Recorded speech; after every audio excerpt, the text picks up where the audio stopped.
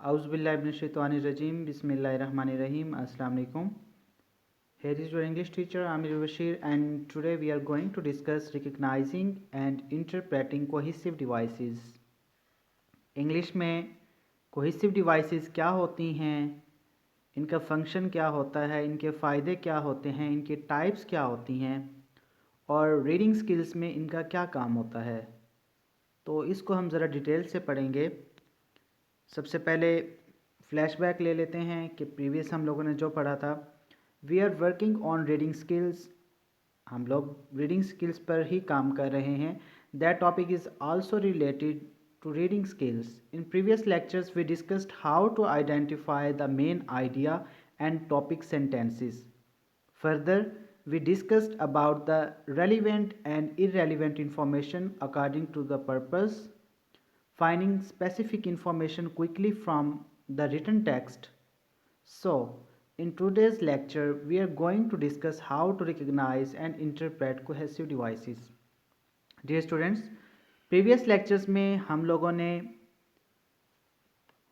Reading skills के जो topic थे, skimming, scanning, inferencing, relevant irrelevant information किस तरह से फाइंड आउट करते हैं हम लोग, टॉपिक सेंटेंसेस क्या होते हैं, किस तरह से मेन आइडिया किसी भी टेक्स्ट के अंदर जो दिया गया होता है हम लोग किस तरह फाइंड आउट करते हैं, और जो हमारा स्टडी का पर्पज़ होता है कि कहाँ पर हमारी इन्फॉर्मेशन जो है वो पाई जा रही है, आया कि वो इन्फॉर्मेशन रेलिवेंट है, इरेलीवेंट है, ये हम लोगों ने पहले ही पढ़ लिया था। तो आज के लेक्चर में हम लोग जो डिस्कस करेंगे वो हम कोहेसिव डिवाइसेस को करेंगे कि कोहेसिव डिवाइसेस क्या होती हैं, इनके क्या फ़ायदे होते हैं और किस तरह से इंग्लिश में इनको यूज़ किया जाता है और रीडिंग स्किल्स के अंदर इनका क्या काम होता है, क्या फंक्शन होता है। तो आज हम इसको ज़रा डिटेल से पढ़ेंगे। सबसे पहले इंट्रोडक्शन देख लेते हैं।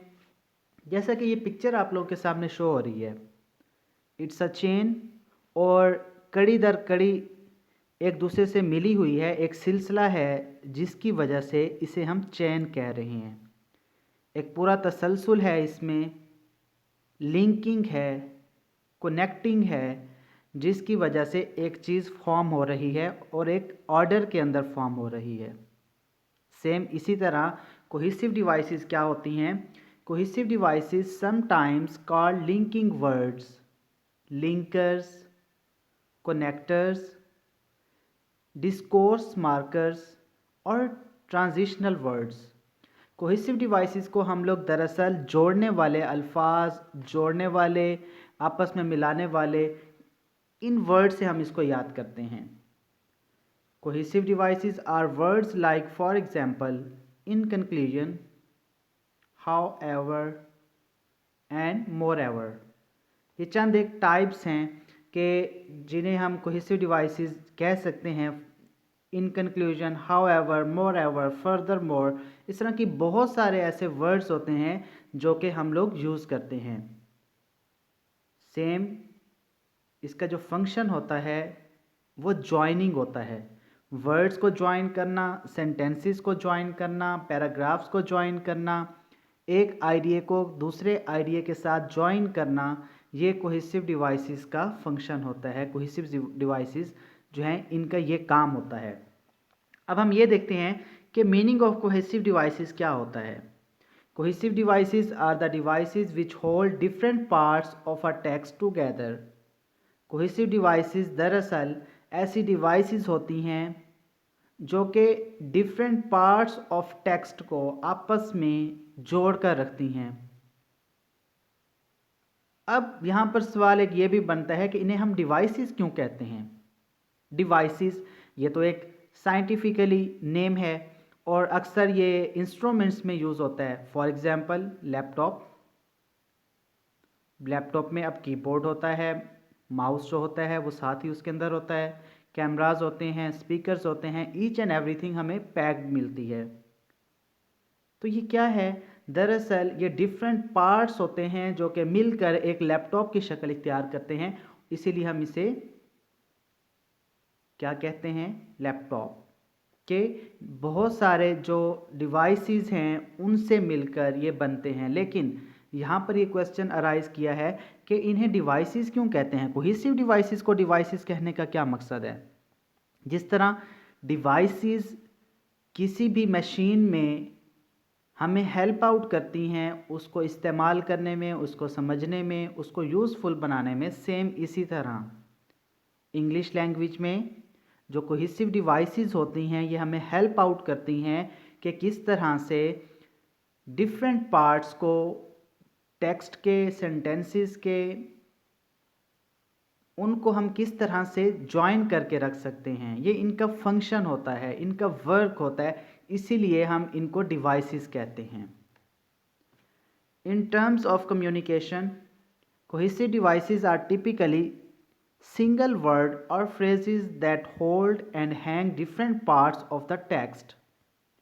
अगर हम कम्युनिकेशन में देखें, बोलचाल में देखें, बातचीत में देखें, गुफ्तगू में देखें, तो कोहेसिव डिवाइसेस जो होते हैं अमूमन सिंगल वर्ड होते हैं या फिर फ्रेजेस होते हैं जो कि different parts of a text, किसी भी टेक्स्ट के डिफरेंट पार्ट्स को आपस में जोड़ कर रखते हैं, इसीलिए हम इन्हें कोहेसिव डिवाइसेस कहते हैं। अब हम देखते हैं कि what are cohesive devices. Cohesive devices होती क्या हैं? Cohesive devices tell the reader what are doing in a sentence and help to guide them through our writing and reading. Cohesive devices किसी भी रीडर या राइटर को ये बताती हैं कि सेंटेंस में क्या किया जा रहा है, और ये जो डिवाइसेस होती हैं ये हमें हेल्प आउट करती हैं कि किस तरह से रीडिंग और राइटिंग को हम लोग अपनी आसानी के लिए समझ सकते हैं या लिख सकते हैं। They signal the reader what the relationships are between the different clauses, sentences and paragraphs. अब एक तरह से ये रीडर को सिग्नल प्रोवाइड करती हैं, रहनुमाई प्रोवाइड करती हैं, इशारे प्रोवाइड करती हैं कि क्या ताल्लुक़ है डिफरेंट क्लॉजेस के दरमियान, सेंटेंसेस के दरमियान और पैराग्राफ्स के दरमियान। क्या तसलसल चल रहा है, क्या आइडियाज़ चल रहे हैं, क्या बात हो रही है, क्या आइडिया दिया जा रहा है, किस तरह से एक तसलसल चल रहा है, ये कोहेसिव डिवाइसेस ही कर रही होती हैं। थोड़ा सा और इसको आसानी के लिए, कोहेसिव डिवाइसेस आर वर्ड्स और phrases used to connect ideas different parts of text. अब कोहेसिव डिवाइसेस क्या होती हैं? ये वर्ड्स और फ्रेजेस होते हैं जिनको इस्तेमाल किया जाता है वर्ड्स और फ्रेजेस में। कोहेसिव डिवाइसेस को वर्ड्स और फ्रेजेस में इस्तेमाल किया जाता है ताकि जो डिफरेंट पार्ट्स ऑफ टेक्स्ट हैं उनको आपस में मिलाया जाए, उनके दरमियान जो उनके आइडियाज़ हैं उनमें एक रब्त पैदा किया जाए, उनमें एक ताल्लुक़ पैदा किया जाए, एक तसलसल पैदा किया जाए। तो ये कोहेसिव डिवाइसेस करती हैं। होप कि आप लोगों को समझ आ गई होगी। अब हम दो एग्जांपल्स लेते हैं जिससे आप लोगों को समझ आएगा कि कोहेसिव डिवाइसेस किस तरह से काम करती हैं। The public transport in the city is unreliable and it is cheap. The public transport in the city is unreliable but it's cheap. But it is cheap. अब देखें, जो फर्स्ट हमारे पास एग्जाम्पल है उसमें एंड और सेकंड में but, ये दो वर्ड्स अब यूज़ कर रहे हैं हम। पहले जो आइडिया दिया जा रहा है, the public transport in this city is unreliable, कि इस शहर के अंदर जो ट्रांसपोर्ट सिस्टम है पब्लिक ट्रांसपोर्ट का वो अनरिलायबल है। उसके साथ ही एक दूसरा आइडिया उसके साथ ज्वाइन किया जा रहा है, मिलाया जा रहा है, इट इज़ चीप, कि ये चीप है। इसी तरह दूसरे सेंटेंस में भी यही हो रहा है। अब हम इन दोनों को एक्सप्लेन कर लेते हैं।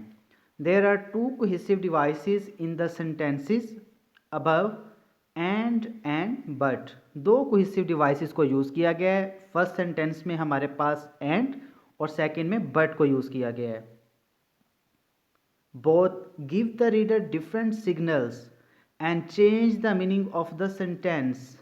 देखें, अब ये दोनों जो वर्ड्स हैं ये रीडर को डिफरेंट सिग्नल्स दे रहे हैं और दोनों जो हैं वो मीनिंग चेंज कर रहे हैं पूरे सेंटेंस का।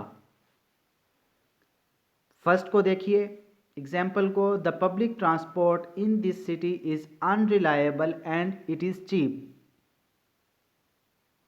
ये एक आइडिया है। सेकंड आइडिया जो कि बिल्कुल ही उल्ट हो जाएगा, the public transport in the city is unreliable but it's cheap.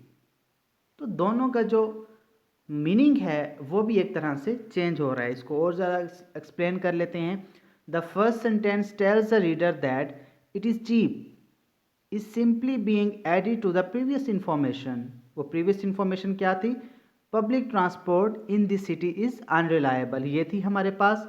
However, ताहम, the second sentence tells the reader that they are giving a contrasting opinion to the first part of the sentence by using the word but।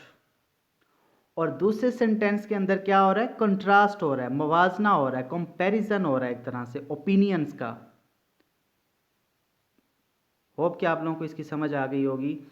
अब हम देखते हैं कि इन other words the second sentence is saying it is unreliable, which is bad, but the good thing about it is it's cheap, कि ये सस्ती है। so I don't mind using it, तो मैं माइंड नहीं करूँगा इसको यूज़ करने में क्योंकि ये सस्ती है। चाहे ये अनरिलायबल है लेकिन ये सस्ती भी तो है ना। Simply using the word but conveys that whole message without needing to literally say it। अब देखें, जैसे ही हम लोगों ने ये वर्ड बट यूज़ किया तो इसने अपना मीनिंग ऑटोमेटिकली कन्वे कर दिया और हमें पूरी बात की समझ आ गई। अब फर्दर हम मूव करते हैं फंक्शन ऑफ कोहेसिव डिवाइसेस के। फंक्शन क्या है कोहेसिव डिवाइसेस का?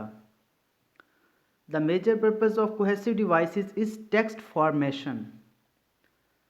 जो अहम मकसद होता है कोहेसिव डिवाइसेस का वो सिर्फ और सिर्फ टेक्स्ट को बनाना होता है, जोड़ना होता है, इकट्ठा करना होता है, मिलाना होता है, बनाना होता है। ये कोहेसिव डिवाइसेस का फंक्शन होता है। अब ये क्या करती हैं? Helps in achieving unity of text. Unity, इत्तेहाद पैदा करती हैं टेक्स्ट में। Unified whole of linguistic items as a semantic whole. Semantic आप लोगों को पता है कि मीनिंग से रिलेटेड, जिस वर्ड्स के मीनिंग्स को हम सेमेंटिक्स बोलते हैं। तो इसका जो मेजर पर्पस होता है कोहेसिव डिवाइसेस का वो सिर्फ और सिर्फ टेक्स्ट फॉर्मेशन होता है, टेक्स्ट को बनाना होता है, जॉइन करना होता है, आपस में ताल्लुक़ को बरकरार रखना होता है। और एक तरह से ये टेक्स्ट के अंदर यूनिटी को बरकरार रखता है। कोहेसिव जो डिवाइसेस होती हैं ये यूनिटी को बरकरार रखने के लिए ये काम करती हैं ताकि जो मतलब है वो पूरे का पूरा समझ आ सके। और देखते हैं जी, a text must be meaningful. अगर कोहेसिव डिवाइसेस काम कर रही होंगी देन एक टेक्स्ट जो होगा वो मीनिंगफुल होगा। A text that is not cohesive is never meaningful. एक टेक्स्ट जो कि कोहेसिव नहीं है, उसमें कोहेसिव डिवाइसेस काम नहीं कर रही हैं, वो कभी भी मीनिंगफुल नहीं होगा, उससे हमें समझ ही नहीं आएगी उसकी। मिसाल के तौर पर मैं सोता, चाय पी, उठ गया, देखिए आपको समझ नहीं आई। मैं सुबह उठा और चाय पी। अब फर्स्ट जो एग्जाम्पल मैंने दी है और सेकंड जो एग्जाम्पल दी है, फर्स्ट की आप लोगों को समझ नहीं आई लेकिन सेकंड एग्जाम्पल की आप लोगों को समझ आ गई है। क्यों? इसके अंदर एक तसलसल है, एक मीनिंग कन्वे हो रहा है। कोहेसिव डिवाइसेस जो हैं वो लिंकिंग पैदा कर रही हैं, रब्त पैदा कर रही हैं और मीनिंगफुल आइडियाज़ जनरेट कर रही हैं।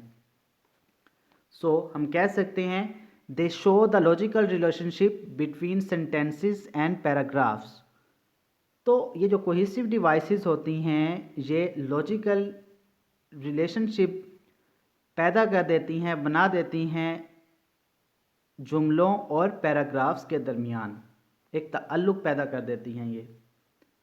अब हम ये देखते हैं कि ये किस तरह से टेक्स्ट के अंदर हमें हेल्पफुल करती हैं। They help expand the context such as whether information is completely new. ये हमें किस तरह से किसी भी कॉन्टेक्स्ट में, सियाक व सबाक में किस तरह से हमारी हेल्प करती हैं कि आया कि जो इन्फॉर्मेशन है वो कम्प्लीटली न्यू है या नहीं है।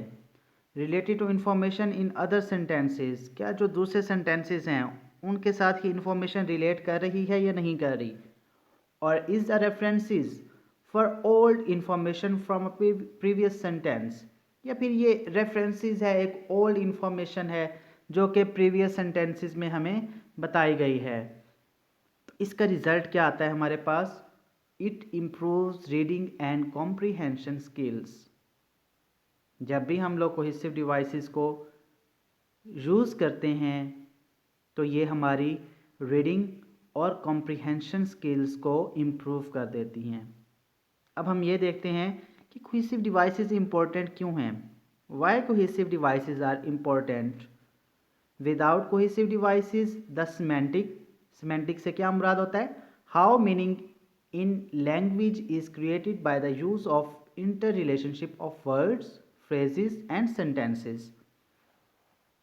ये सेमेंटिक की डेफिनेशन है। Without cohesive devices the semantic system can not be effectively activated at all. बगैर कोहेसिव डिवाइसेस को इस्तेमाल किए हुए कभी भी जो ये मतलब होता है हमें सेंटेंसेस का, वो इफ़ेक्टिवली काम ही नहीं कर पाएगा। तो जब तक कोहेसिव डिवाइसेस काम करती हैं मतलब हमें समझ आता है। जैसे ही कोहेसिव डिवाइसेस को अगर आप लोग रिमूव कर देते हो सेंटेंसेस में से, पैराग्राफ्स में से, तो इसका मतलब जो होता है वो ख़त्म हो जाता है, हमें मतलब की समझ नहीं आती, क्योंकि पूरा का पूरा आइडिया डिफरेंट पार्ट्स में बट जाता है और उनको ज्वाइन करने के लिए जो चीज़ यूज़ होती है वो कोहेसिव डिवाइसेस होती हैं। Links together structurally unrelated elements through the dependence of one on the other for its interpretation। अब ये क्या करती हैं, अनरिलेटेड जो एलिमेंट्स होते हैं, जो डिपेंडेंस होते हैं एक दूसरे पर, उनको आपस में लिंक कर देती हैं, आपस में उनका रब्त पैदा कर देती हैं। एक एग्जांपल से आप लोगों को समझाना चाहूँगा। Aamir, my name, is a proper noun, is an English teacher। Amir is an English teacher। He is teaching at National College।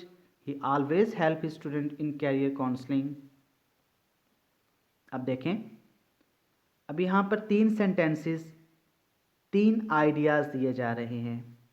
Aamir is an English teacher, he is teaching eight national college, he always help his students in career counseling। In 3 ideas को मिलाने में जो चीज़ use हो रही है वो cohesive devices हैं। और अब हम ये देखते हैं कि वो कौन कौन सी हैं। तो हम देखें, सबसे पहले ही यूज़ हो रहा है, ही, तो ही एज ए कोहेसिव डिवाइसेस के यहाँ पर काम कर रहा है क्योंकि ये लिंक पैदा कर रहा है। और एग्जांपल्स लेते हैं। Sajjad will jump if he did not married. Sajjad जो है वो जंप लगा देगा अगर उसकी शादी ना हुई। देखें, सजाद विल जंप, एक थॉट जो था, एक आइडिया जो था यहाँ पे कंप्लीट हुआ, और साथ ही डिड नॉट मैरिड, अगर उसकी शादी ना हुई, ये दूसरा आइडिया। अब यहाँ पर जो वर्ड है इफ़, ये as a cohesive device linking word के तौर पर आ रहा है। Hina wants to know if her research proposal was accepted. Hina ये जानना चाहती है कि क्या उसका जो रिसर्च प्रपोजल था वो एक्सेप्ट हो गया या नहीं हो गया। तो इसमें भी जो कोहेसिव डिवाइसेस हमारे पास यूज़ हो रही है वो इफ़ है। और ज़रा इसको समझने की कोशिश करते हैं। कोहेसिव डिवाइसेस में take a number of forms, इसकी बहुत सारी किस्में होती हैं, शक्लें होती हैं। For example, pronouns, nouns, conjunctions, etc. Numerous words are considered cohesive devices in the English language. For example, however, in conclusion, after all, rarely, normally, at first, often, further, and firstly। ये जो words होते हैं इनको हम cohesive devices English language में consider करते हैं। इस तरह के और बहुत सारे वर्ड्स होते हैं जो कि कोहेसिव डिवाइसेस में आते हैं, लेकिन आप लोगों की अंडरस्टैंडिंग के लिए जस्ट चंद एक अल्फाज को मैंने यहाँ पे यूज़ किया है ताकि आप लोग खुद से भी कुछ रिसर्च कर सकें और इसके बारे में पढ़ सकें। अब हम ये देखते हैं कि कोहेसिव डिवाइसेस की टाइप्स कौन कौन सी हैं। कोहेसिव डिवाइसेस की जो टाइप्स में से सबसे पहले जो टाइप्स है हमारे पास वो है रेफरेंसेस। सेकंड नंबर पे हमारे पास सब्स्टिट्यूशन, सब्स्टिट्यूशंस भी पढ़ते हैं। उसके बाद नंबर थर्ड पे है ellipsis, number 4 conjunctions, number 5 lexical items. ये हमारे पास जो टाइप्स हैं कोहेसिव डिवाइसेस की ये यूज़ होती हैं। तो सबसे पहले रेफरेंसेस को हम लोग डिस्कस करेंगे, फिर सब्स्टिट्यूशंस को, इलिप्सिस को, कंजंक्शंस को और लेक्सिकल आइटम्स को। अगर पॉसिबल हुआ तो इसी लेक्चर में ही आप लोगों की ये सारी की सारी जो टाइप्स हैं इनको डिस्कस कर लिया जाएगा, क्योंकि इनकी फर्दर आगे भी टाइप्स हैं उनको भी डिस्कस करूँगा ताकि आप लोग अच्छी तरह इनको समझ लें। लेकिन अगर ये वीडियो पूरी ना हो सकी तो मैं पार्ट बी के तौर पर जो रिमेनिंग पार्ट रह जाएगा उसके लिए अलग वीडियो बना दूंगा। अब सबसे पहले हम रेफरेंसेस को देखते हैं कि रेफरेंसेस क्या होते हैं। It is used to describe the different ways in which entity, things, people, events are referred to within texts. अब इसमें क्या होता है कि जो चीज़ें होती हैं, लोग होते हैं, हालात व वाक़यात होते हैं, उनको डिफरेंट तरीक़ों के साथ टेक्स्ट में बयान किया जाता है। लिंग्विस्टिक्स फीचर्स, मिसाल के तौर पर pronouns are used to refer to the already mentioned entity text. Pronoun को यूज़ किया जाता है किसी भी शख्स का जो नाउन ऑलरेडी यूज़ हुआ होता है, इस जिसे हमने प्रीवियस एग्जांपल्स के अंदर देखा, Aamir is an English teacher, he is teaching eight national college. देखिए हमने फर्स्ट सेंटेंस के अंदर आमिर लगाया था और फिर हमने आमिर की जगह पे जो वर्ड यूज़ किया वो प्रोनाउन ही यूज़ किया, तो ये रेफरेंसेस में आएगा। सेम यही बात यहाँ पर बयान की जा रही है। Certain terms in any language cannot be interpreted semantically, rather they make reference to something else within the text for their interpretation. बहुत सारे आइटम्स किसी भी लैंग्वेज में उस वक्त तक इंटरप्रेट नहीं किए जा सकते सिमेंटिकली जब तक उनका ताल्लुक रेफरेंसेस के साथ, किसी भी शख्स के साथ, चीज़ के साथ, जगह के साथ, हालात व वाक़यात के साथ मुंसलिक ना किया जाए, तब तक लैंग्वेज को सिमेंटिकली, मीनिंगली उनको हम लोग डिस्क्राइब नहीं कर सकते। For example, Aamir went to college in fog, he always go there for taking lectures. He and there show the information about the activities of Amir. This type is called reference. देखें कि he और there ये किसको बयान कर रहे हैं, किसकी एक्टिविटी को, आमिर की। तो यहाँ पर जो he और there है ये एज ए रेफरेंसेस आमिर के तौर पर यूज़ हो रहे हैं। अब हम देखते हैं कि रेफरेंसेस की कौन कौन सी टाइप्स हैं। रेफरेंसेस की जो हमारे पास पहली टाइप है वो है जी पर्सनल रेफरेंसेस। उसके बाद है हमारे पास demonstrative references, competitive references, anaphoric references, cataphoric references, exophoric references. ये हमारे पास टोटल टाइप्स हैं रेफरेंसेस की। अब सबसे पहले हम पर्सनल रेफरेंसेस को देखते हैं कि पर्सनल रेफरेंसेस क्या होते हैं। I, me, mine, his, her, they, them, he, she, you, we, us, etcetera.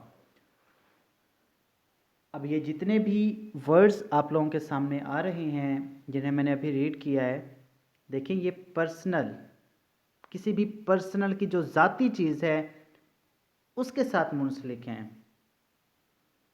तो पर्सनल रेफरेंसेस में क्या होता है, जो हमारी ज़ात से, हमारी शख्सियत से, जो हमारी ज़ाती मलकियत की चीज़ें होती हैं, उनको हम रेफ़र करने के लिए जो वर्ड्स यूज़ करते हैं वो पर्सनल रेफरेंसेस कहलाते हैं। इसके बाद है डिमॉन्स्ट्रेटिव रेफरेंसेस, डिमॉन्स्ट्रेशन, बयान करना। Sorry, this, these, that, those, here, there. अब ये जो वर्ड हैं ये क्या हैं, ये पॉइंट आउट कर रहे हैं।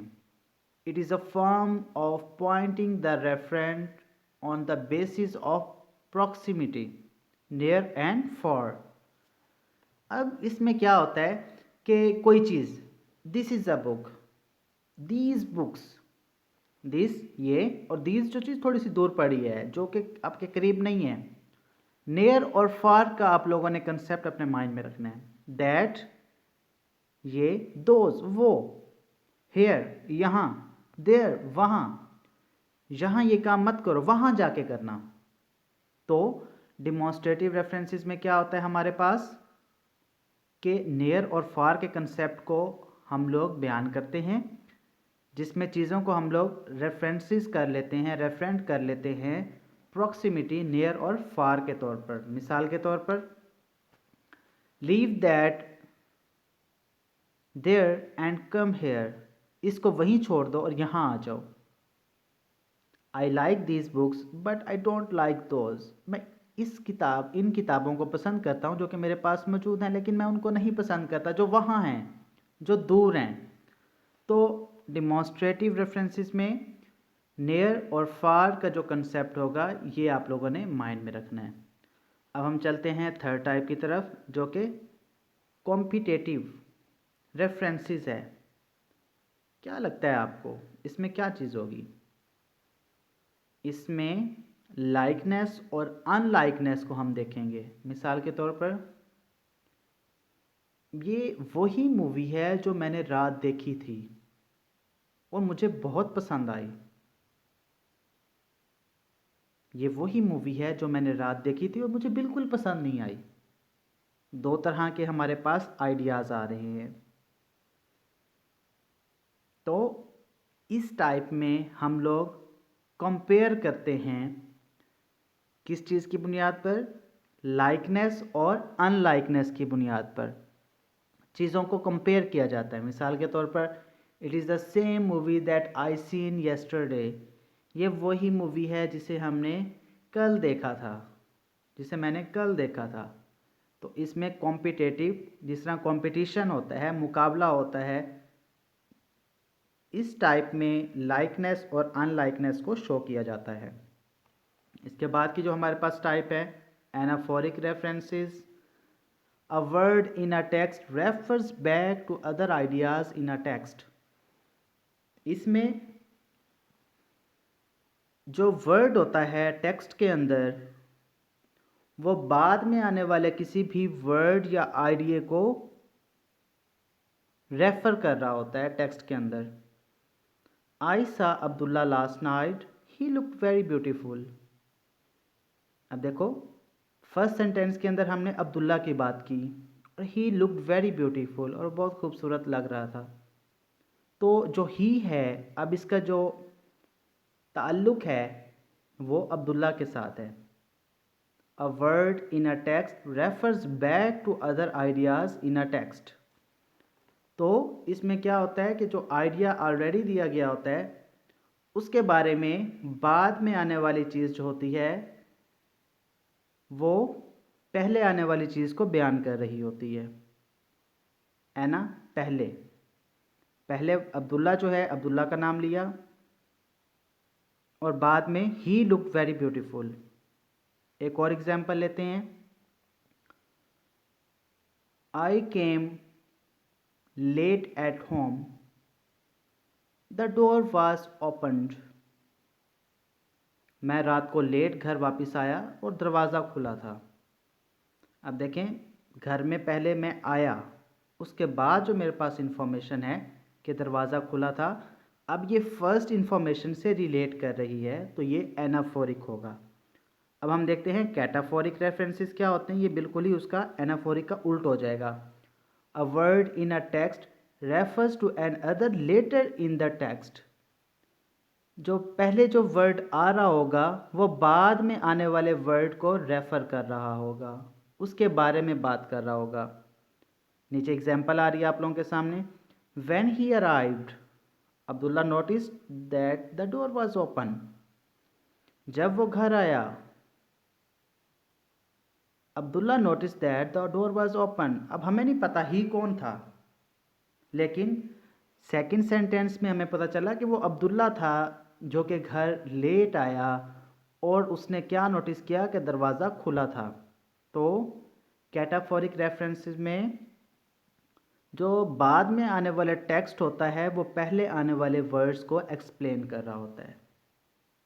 ये एनाफोरिक के बिल्कुल ही उल्ट होता है। अब हम चलते हैं नेक्स्ट टाइप की तरफ जो कि एक्सोफोरिक रेफरेंसेस है। एक्सोफोरिक रेफरेंसेस क्या होते हैं? It refers to an idea outside the text. This is a reference to the world knowledge. अब इसमें इस टाइप में एक्सोफोरिक में हमें एक ऐसा आइडिया दिया जाएगा जो कि टेक्स्ट के अंदर तो मौजूद नहीं होगा, लेकिन वर्डिंग कुछ इस तरह की होगी कि हमें खुद ब खुद हम उस इंफॉर्मेशन तक पहुंच जाएंगे। और ये वर्ल्ड नॉलेज जो हमारा प्रीवियस नॉलेज होगा, जो भी हमारा जो माइंड होगा नॉलेज से रिलेटेड, उससे रिलेट करेगा। मिसाल के तौर पर the Pak army responded quickly to the Indian fighter jets. Pakistan army ने बहुत ही जल्दी से इंडियन फाइटर जेट्स को रिस्पॉन्ड किया। अब आप लोगों के माइंड में लेटेस्ट जो आइडिया आ रहा होगा वो कौन सा होगा? देखें, अभी प्रीवियस ईयर जब इंडियन पायलट को पकड़ा गया था, उस 2 जहाज़ तबाह किए गए थे, ये उस वाक़े की तरफ इशारा किया जा रहा है। तो एक्सोफोरिक रेफरेंसेस क्या होते हैं कि जो हमारे पास जो आइडिया होता है वो टेक्स्ट के अंदर तो मौजूद नहीं होता, लेकिन हम जब उसको पढ़ते हैं तो हमें ऑटोमेटिकली समझ आ जाती है कि ये टेक्स्ट के अंदर तो मौजूद नहीं है, लेकिन ये फ़लाँ वाक़े की बात हो रही है। और अब यहाँ पे पाकिस्तान आर्मी में कौन सी आर्मी आप लोगों के माइंड में आ रही है? जी बिल्कुल, एयरफोर्स आप लोगों के माइंड में आ रही है कि एयरफोर्स ने इंडियन फाइटर जेट्स को कवर किया था। इसी तरह अगर मैं एक और एग्जांपल देता हूँ आप लोगों को, 1947, ठीक है। अब मैं कहता हूँ the independence day of Pakistan, automatically आप लोगों के माइंड में 14 अगस्त 1947 आप लोगों के माइंड में आ जाएगा।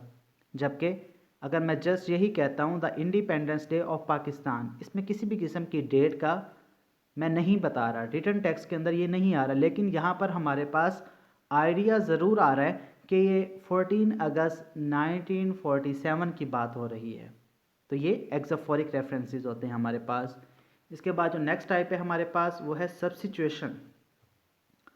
सब्स्टिट्यूशन क्या होता है? सब्स्टिट्यूशन में दरअसल एक वर्ड को, एक आइटम को रिप्लेस कर दिया जाता है किसी दूसरे आइटम की जगह पर। एक टेक्स्ट को, एक वर्ड को किसी दूसरी जगह पर हम लोग रिप्लेस कर देते हैं, इसे हम सब्स्टिट्यूशन कहते हैं। इसकी ज़रा अब हम डेफिनेशन देख लेते हैं। Substitution occurs when an item is replaced by another item in the text to avoid repetition. Substitution जो होती है वो उस वक्त वाक़ई होती है जब हम किसी आइटम को किसी दूसरे आइटम के साथ टेक्स्ट में रिप्लेस कर देते हैं, तब्दील कर देते हैं, बार बार रेपिटेशन से बचने के लिए। मिसाल के तौर पर अब मैं कहता हूँ कायदे आज़म पर ऐसे जो हमारे पास मौजूद है, the Quaid-e Azam was born in dash, the Quaid-e Azam was a great leader, the Quaid-e Azam, the Quaid-e Azam, the Quaid-e आज़म। तो ये टेक्स्ट के अंदर एक तरह से बुरा इंप्रेशन आएगा। तो इस बुरे इंप्रेशन से बचने के लिए हम लोग नाउन की जगह पर प्रोनाउन यूज़ कर लेते हैं। ये दरअसल हम लोग क्या कर रहे होते हैं, हम लोग सब्स्टिट्यूशन कर रहे होते हैं। होप कि आप लोगों को समझ आ गई होगी। The difference between substitution and references is that substitution lies in relation between words. अब ये जो सब्स्टिट्यूशन और रेफरेंसेस में क्या फ़र्क होता है कि सब्स्टिट्यूशन जो होती है वो वर्ड्स के दरमियान जो ताल्लुक़ होता है उसमें पाई जाती है, वेयरएज जबकि रेफरेंस बिटवीन मीनिंग्स। लेकिन जो रेफरेंसेस में हम लोग जो कर रहे थे उसमें हम लोग क्या कर रहे थे, वो मीनिंग्स के दरमियान हम लोग जो डिफरेंस था वो कर रहे थे।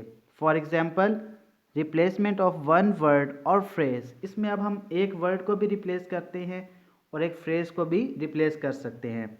अब हम चलते हैं सब्स्टिट्यूशंस की जो टाइप्स हैं उनकी तरफ। तो there are 3 types of substitution. Number 1 nominal, number 2 verbal, number 3 clausal. Clausal या क्लाजुअल। अब ये देखें, नॉमिनल, वर्बल, क्लाजल, तो कुछ ना कुछ आइडिया आपको ज़रूर इन 3 टाइप्स को जब मैंने पढ़ा है तो आपको हो गया होगा। सबसे पहले अब हम नॉमिनल को देखते हैं। नॉमिनल सब्स्टिट्यूशन क्या होती है? Nominal substitution is a substituting a noun or a nominal group with another noun.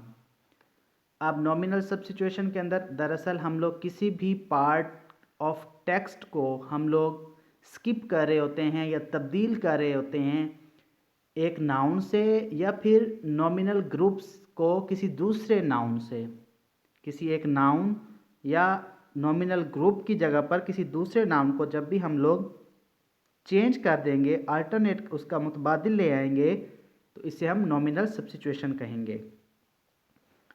अब इसमें क्या होता है, elements of this type are one, ones and same. अब इसमें हम किस तरह के वर्ड्स यूज करते हैं? वन, वंस या फिर same. In the following example one substitutes car. अब पहले एग्जाम्पल को पढ़िए। This car is old, I will buy a new one. अब देखें, फर्स्ट सेंटेंस के अंदर हम लोगों ने किसकी बात की? कार की बात की। नाउन जो था हमारे पास वो कार था। दिस कार इज ओल्ड, ये कार पुरानी है। I will buy a new one, मैं एक नई खरीदूंगा। अब यहाँ पर सेकंड सेंटेंस में भी यही आना चाहिए था, I will buy a new car, लेकिन हम लोगों ने रेपिटिशन से बचने के लिए हम लोगों ने कार की जगह पर जो वर्ड यूज़ किया है वो वन किया है। तो ये नॉमिनल सब्स्टिट्यूशन होती है जिसमें हम एक नाउन या नॉमिनल ग्रुप को किसी दूसरे नाउन के साथ तब्दील कर देते हैं या अल्टरनेटिव उसका ले आते हैं रेपिटिशन से बचने के लिए। सेकंड जो अब हमारे पास टाइप है वर्बल सब्स्टिट्यूशन, बहुत ही आसान कि हम इसमें क्या करेंगे, वहाँ पर हम लोग नाउन को कर रहे थे, यहाँ पे सिंपली हम वर्ब को कर देंगे या वर्बल ग्रुप को कर देंगे replace. Verbal substitution involve substituting a verb or a verbal group with another verb. इसमें हम किसी एक वर्ब या वर्बल ग्रुप को किसी दूसरे वर्ब के साथ हम लोग तब्दील कर देंगे।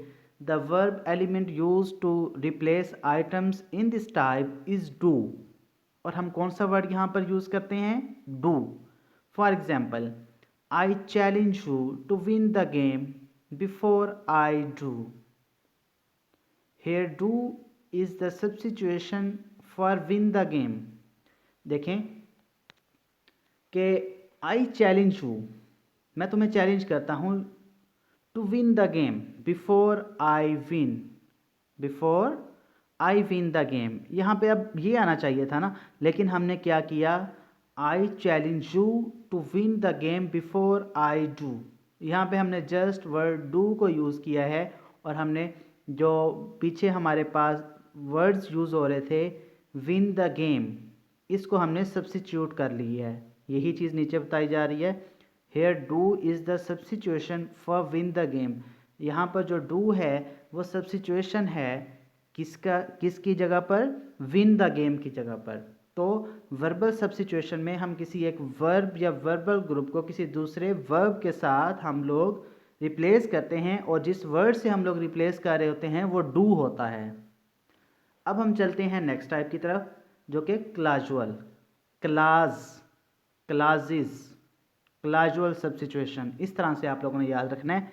क्लाजुअल substitution is substituting clauses bye सो और नॉट। अब जो इसमें हम लोग सब्स्टिट्यूशन कर रहे होते हैं क्लाजेस की, वो सो या हम नॉट को यूज़ कर रहे होते हैं। एग्जाम्पल्स को नीचे पढ़ते हैं फिर आपको समझ आ जाएगी। A, do you think the teacher is going to be absent tomorrow? क्या लगता है आपको कि कल टीचर जो है एब्सेंट होगा? अब जो सेकंड वन है वो आगे से रिप्लाई कर रहा है या कर रही है, no I don't think so. अब देखें अगर वो चाहता या चाहती कि मैं आगे पूरा सेंटेंस बोलती, no I don't think the teacher is going to be absent tomorrow, लेकिन उसने क्या किया कि फर्स्ट ने एक क्वेश्चन पुट किया लेकिन सेकंड ने पूरे सेंटेंस को रिपीट करने के बजाय जस्ट वर्ड सो को यूज़ किया है। In this example so substitutes the class going to be absent. अब इस एग्जाम्पल में जो वर्ड सो है हमारे पास, ये पूरे के पूरे क्लास जो कि गोइंग टू बी एब्सेंट, इसको ये सब्स्टिट्यूट कर रहा है। तो क्लाजुअल सब्स्टिट्यूशन के अंदर क्या होता है कि क्लासेस को सो या फिर नॉट के साथ हम लोग चेंज कर देते हैं वर्ड्स की रेपिटेशन से बचने के लिए। अब हम चलते हैं इलिप्सिस। इलिप्सिस क्या होती हैं? Ellipsis is the process of omitting an unnecessary item which has been mentioned earlier in a text and replacing it with nothing. अब पीछे जो हम सब्स्टिट्यूशन में बात कर रहे थे उसमें तो हम अगर किसी वर्ड को निकालते थे तो उसकी जगह पे हम दूसरा वर्ड पुट कर रहे थे, लेकिन इलिप्सिस का ये फ़र्क आएगा सब्स्टिट्यूशन से कि इलिप्सिस में हम जिस वर्ड को ओमिट कर देंगे, छोड़ देंगे, निकाल देंगे, स्किप कर देंगे, उसका मुतबादिल कोई भी हम नहीं यूज़ करेंगे। दोबारा मैं इसकी ज़रा डेफिनेशन को पढ़ रहा हूँ। Ellipsis is the process of omitting an unnecessary item which has been mentioned earlier in a text and replacing it with nothing। के इलिप्सिस एक ऐसा तरीक़ेकार है जिसमें हम अननेसेसरी आइटम को निकाल देते हैं, स्किप कर देते हैं, रिमूव कर देते हैं, जिसे हमने टेक्स्ट में पहले ही बयान कर दिया होता है और इसको हम किसी भी चीज़ के साथ रिप्लेस नहीं करते। It is similar to substitution because ellipsis is simply substitution by zero। हाँ, हम एक तरह से कह सकते हैं कि इसको हम सब्स्टिट्यूशन के तौर पे ले सकते हैं, लेकिन वहाँ पर क्या था कि हम किसी चीज़ को साथ हम लोग कर रहे थे कि वहाँ पर अगर हम किसी भी चीज़ को स्किप कर रहे थे, ओमिट कर रहे थे, तो दूसरा वर्ड वहाँ पर हम यूज़ कर रहे थे। यहाँ पे हम अपने माइंड के अंदर इस चीज़ को समझने के लिए एक हम सिंपली कह सकते हैं कि हम बाय ज़ीरो, नथिंग से हम लोग इसको रिप्लेस कर रहे हैं। अब हम देखते हैं, normally it is considered as an anaphoric relation because the omission take place within a text. Anaphoric जो पहले आ जाएगा, तो नॉर्मली क्या होता है इसमें एनाफोरिक रिलेशन होता है क्योंकि जो ओमिशन होती है वो चीज़ पहले ऑलरेडी आ चुकी होती है। जो एक्स्ट्रा उसके बारे में जो हमारे पास इंफॉर्मेशन होती है हम उसको स्किप करते हैं, लेकिन उस चीज़ का जिक्र पहले टेक्स्ट के अंदर मौजूद होता है। When ellipsis occurs, the item that is omitted from the structure of the text can still be understood। लेकिन जब भी हम एलिप्सिस करेंगे तो जो रिमेनिंग हमारे पास टेक्स्ट होगा, जो इन्फॉर्मेशन होगी, वो वैसे की वैसी बरकरार रहेगी और हमें पूरी की पूरी समझ आ जाएगी। ऐसा नहीं होगा कि अगर हम वर्ड को स्किप कर देंगे तो हमें बात ही समझ ना आए या तसलसल ख़राब हो जाए, इस तरह से नहीं होगा। तो इलिप्सिस इस तरह से होती है। अब हम देखते हैं कि सब्स्टिट्यूशन की भी 3 टाइप्स थी, तो इसकी कितनी टाइप्स हैं? जी हाँ, इसकी भी 3 टाइप्स हैं, नॉमिनल, वर्बल और क्लाजुअल। ये 3 टाइप्स इसकी भी हैं। माइनर सा डिफरेंस है, कोई डिफरेंस नहीं है एक तरह से। अगर हम देखेंगे अभी nominal ellipsis, in nominal Ellipsis the noun is omitted. इसमें नाउन को हम लोग क्या करते हैं, ओमिट कर देते हैं, निकाल देते हैं। मिसाल के तौर पर my brothers like sports, in fact both love football. अब देखें कि ज़ीरो, जहाँ पर ज़ीरो आप लोगों के पास शो हो रहा है, इन फैक्ट बोथ, आगे ज़ीरो, लव फुटबॉल, माई ब्रदर्स लाइक स्पोर्ट्स, मेरे भाई खेलों को पसंद करते हैं। इनफैक्ट दर हकीकत दोनों खेलों में फुटबॉल को पसंद करते हैं। दोनों मतलब यहाँ पे बोथ यहाँ पे किसकी नाम लिया जाए, बोथ माई ब्रदर, यहाँ पे माई ब्रदर्स आना चाहिए था, लेकिन हम लोगों ने जो इलिप्सिस किया है वो माई ब्रदर्स को हम लोगों ने ज़ीरो से, नथिंग से हम लोगों ने इलिप्स कर दिया, ओमिट कर दिया। In the second sentence the nominal my brother is omitted.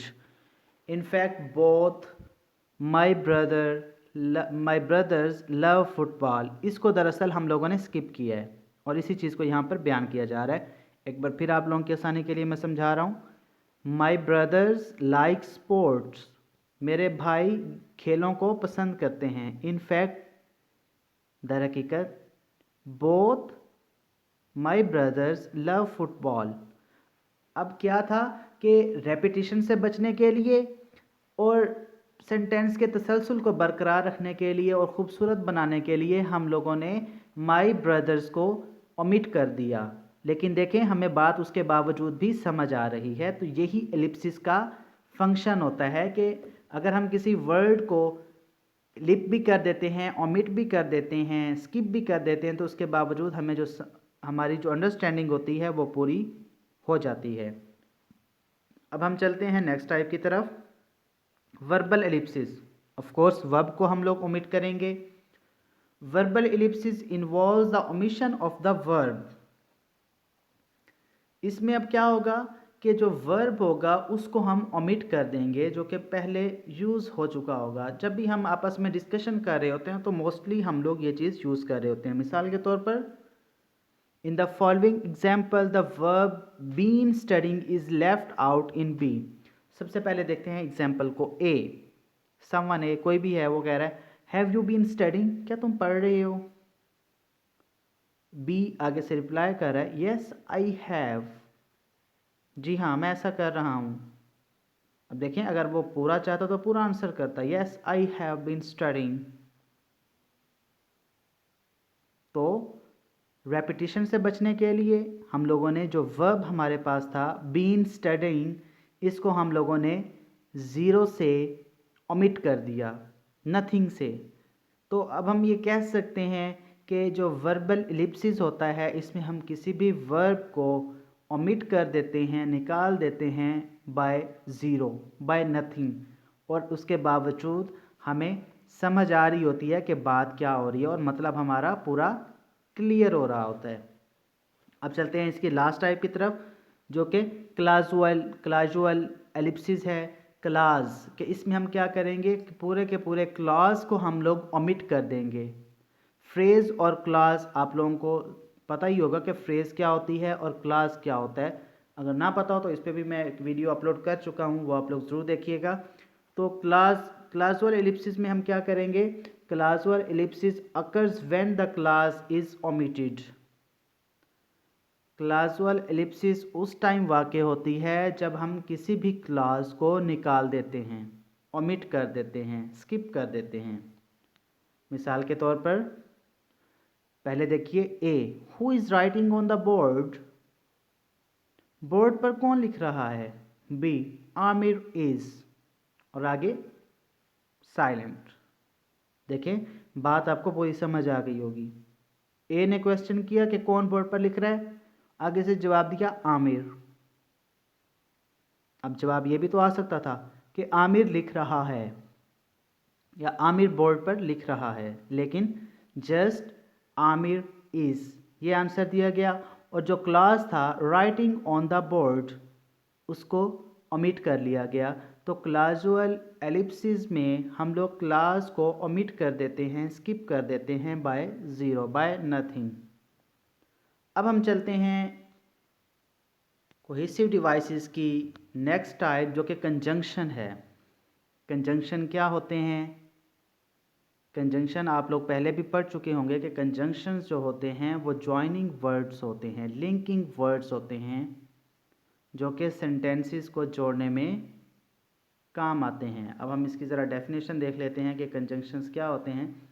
Conjunction words are linking devices between sentences और clauses in a text. Conjunction words जो होते हैं वो रब्त पैदा करने वाली डिवाइसेस होती हैं किनके दरमियान? क्लॉजेस और सेंटेंसेस के दरमियान किसी भी टेक्स्ट में। Unlike the other grammatical devices, दूसरी ग्रामेटिकल डिवाइसेस की तरह conjunctions express the logical semantic relationship between sentences rather than between words and structure. अब दूसरी टाइप्स की तरह अब ये जो सेंटेंसेस में ये जो कंजंक्शंस होते हैं ये क्या करते हैं? सेंटेंसेस के बजाय ये वर्ड्स और स्ट्रक्चर में क्या करते हैं? रिलेशनशिप जो होता है वो बताते हैं हमें। In other words they structure the text in a certain logical order that is meaningful to the reader और लिसनर। और जो स्ट्रक्चर होता है किसी भी टेक्स्ट का उसको ये क्लियर कर देते हैं ताकि जो पढ़ने वाला या सुनने वाला है उसे बात समझ आ सके। तो ये कंजंक्शंस का एक तरह से फंक्शन हो गया। अब कंजंक्शंस को 4 टाइप्स में डिवाइड किया गया है। सबसे पहले जो टाइप है एडिटिव, एडवर्सिटिव, काजुअल एंड टेम्पोरल। अब ये हमारे पास 4 टाइप्स हैं किसकी? कंजंक्शंस की। अब हम इनको फर्दर वन बाय वन इसको हम डिस्कस कर लेते हैं। सबसे पहले additive conjunctions. Additive conjunctions connect units that share semantic similarity. अब ये ऐसे यूनिट्स को कनेक्ट करेंगे, मिलाएंगे, जोड़ेंगे जिनमें सिमेंटिक सिमिलैरिटी पाई जाएगी, जो सिमेंटिकली सेम होंगे। Examples of additive conjunctions are, कौन कौन से होते हैं? चंद एक मैं बता रहा हूँ। And, likewise, furthermore, in addition, etcetera. अब ये जो इस तरह के जो वर्ड्स होते हैं इन्हें हम एडिटिव कंजंक्शंस में लेते हैं। अब हम चलते हैं इसकी सेकंड टाइप की तरफ, एडवर्सिटिव कंजंक्शंस। ये क्या होते हैं? Adversative conjunctions are used to express contrasting results और ओपिनियंस। इनमें अब क्या होता है? ये जो कंजंक्शंस होते हैं ये फीलिंग्स को, ओपिनियंस को आपस में कंट्रास्ट, मुवाजना के तौर पर, मुकाबले के तौर पे, कंपैरिजन के तौर पे लेके आ रहे होते हैं। मिसाल के तौर पर इस तरह के कौन से वर्ड होते हैं देख लेते हैं। This type of conjunction is expressed by words such as but, however, in contrast, whereas, etcetera. इस तरह के जो वर्ड्स होते हैं कंजंक्शंस में उन्हें हम एडवर्सिटिव कंजंक्शंस कहते हैं, क्योंकि ये कंपैरिजन या कंट्रास्ट या ओपिनियंस का आपस में मुवाजना करने के लिए यूज़ होते हैं। अब हम चलते हैं नेक्स्ट टाइप की तरफ, काजुअल कंजंक्शंस। क्या वजह हो सकती है? काजुअल, काजुअल, काज वजह, रीज़न, पर्पसेस, रिजल्ट्स। तो ये डिफरेंट वर्ड्स हमारे माइंड में आएंगे। Casual conjunctions introduces results, reasons और पर्पसेस। अब इन कंजंक्शंस का क्या मकसद होता है? ये कहाँ पर इस्तेमाल होते हैं? जहाँ पर हम लोग रिजल्ट्स देंगे, रीजंस देंगे और अपने पर्पसेस को बयान करेंगे, वहाँ पर हम इन वर्ड्स को यूज़ करते हैं। अब ये किस तरह के वर्ड्स होते हैं? They are characterized by the use of items such as so, thus, therefore, because। इस तरह के जो वर्ड्स होते हैं वो हम लोग कंपैरिजन के लिए यूज़ करते हैं। होप कि आप लोगों को इसकी समझ आ गई होगी। अब हम चलते हैं इसके नेक्स्ट टाइप की तरफ जो कि है टेम्पोरल कंजंक्शंस। टेम्पोरल कंजंक्शंस क्या होते हैं? Temporal conjunctions express the time order of events such as. अब इसमें क्या करते हैं? टेम्पोरल कंजंक्शंस जो होते हैं वो ये शो करते हैं कि जो वाक़या था, जो हैपनिंग थी, जो इवेंट था वो किस वक्त वाक़ हुआ। आया कि प्रेजेंट में था, पास्ट में था, फ्यूचर में था, ये कब था जो कि ये वाक़ हुआ है। और किस तरह के ये वर्ड्स होते हैं? Finally, then, soon, at the same time, etc. इस तरह के ये जो वर्ड्स होते हैं ये टेम्पोरल कंजंक्शंस के अंदर हमारे पास अवेलेबल होते हैं।